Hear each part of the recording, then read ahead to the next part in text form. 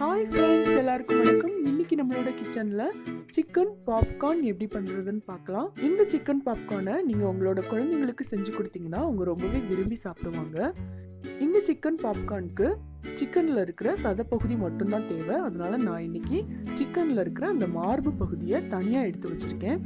இப்போ இதை சின்ன சின்ன பீசஸா கட் பண்ணிக்கலாம்.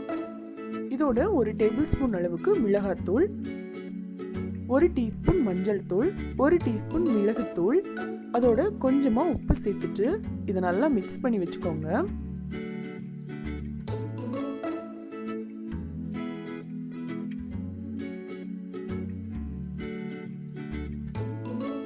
இது 1 மணி நேரத்துக்கு அப்படியே இருக்கட்டும்.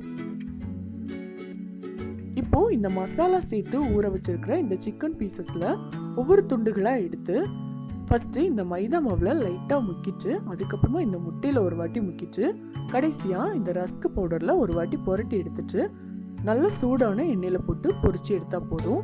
இந்த மாதிரி ஒவ்வொரு துண்டுகளாக எடுத்து நீங்கள் இந்த மாதிரி செஞ்சு நல்லா ஃப்ரை பண்ணி எடுத்துக்கோங்க. பாருங்க, இப்போ நம்மளோட சிக்கன் பாப்கார்ன் தயாராகிட்டு இருக்கு. பார்க்குறதுக்கே ரொம்ப நல்லா இருக்கு. இப்போ இதை ஒரு பவுல்ல எடுத்து வச்சிடலாம்.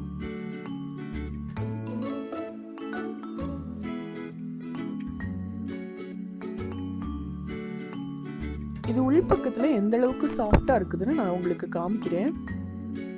பாருங்க, இந்த அளவுக்கு இது ரொம்பவே உள்பக்கத்துல சாஃப்டா இருக்கும். ஆனால் அதே சமயம் வெளிப்பக்கத்துல கொஞ்சம் கிறிஸ்பியா இருக்கும். கண்டிப்பா நீங்களும் இந்த சிக்கன் பாப்கார்னை உங்களோட வீட்டில் ட்ரை பண்ணி பாருங்க. உங்களுக்கு இந்த வீடியோ பிடிச்சிருந்துச்சுன்னா எங்களோட சேனலை சப்ஸ்கிரைப் பண்ணுங்க.